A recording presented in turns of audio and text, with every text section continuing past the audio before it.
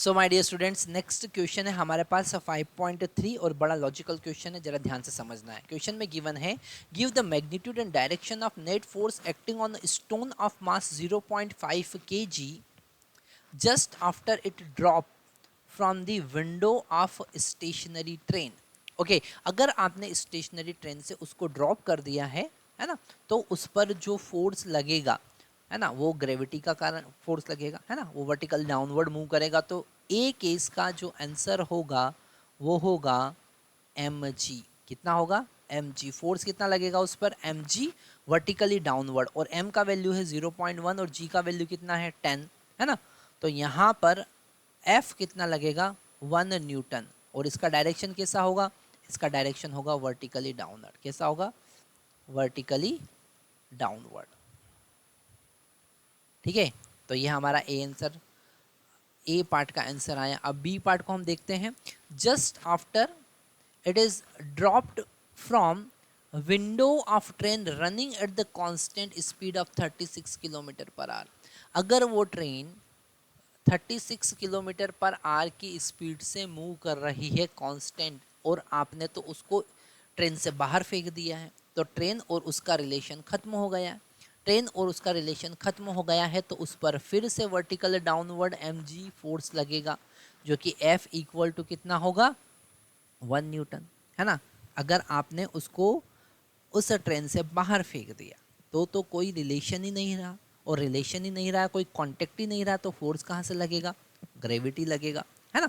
अगर हम सी वाले पार्ट की बात करें, बड़ा इंटरेस्टिंग है सी वाला पार्ट, है ना, ये कंफ्यूज करने वाला क्वेश्चन है।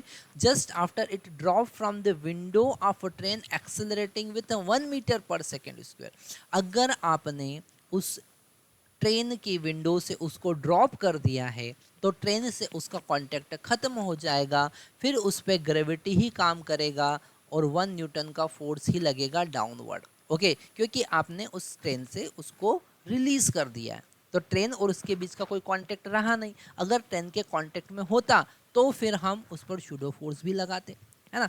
तो इसलिए यहाँ पर कोई फोर्स नहीं लगेगा, मतलब ग्रेविटी लगेगा, ट्रेन के कारण कोई रिलेशन नहीं होगा। अगर हम डी वाला सेक्शन देखें, lying on the floor of a train which is accelerating with 1 metre per second.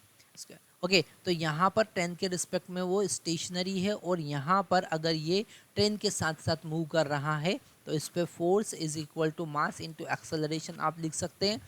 उसका मास है 0.1 और एक्सेलरेशन कितना है? 1, तो फोर्स कितना हो जाएगा? 0.1 न्यूटन, और वो भी हॉरिजॉन्टल डायरेक्शन में। ये फोर्स कैसा लगेगा? हॉरिजॉन्टल डायरेक्शन, हॉरिजॉन्टल डायरेक्शन में। यहाँ पर आप सोच सकते हैं कि सर उस पर तो ग्रेविटी भी लग रहा है, तो ग्रेविटी लग रहा है तो नॉर्मल रिएक्शन भी लग रहा है ना।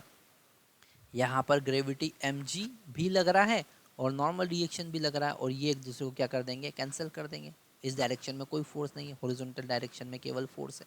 तो यहाँ पर हमने इस क्वेश्चन में बेसिक कॉन्सेप्ट देखे, जिसमें हमने देखा कि हम कहाँ पर कंफ्यूज हो सकते हैं, है ना।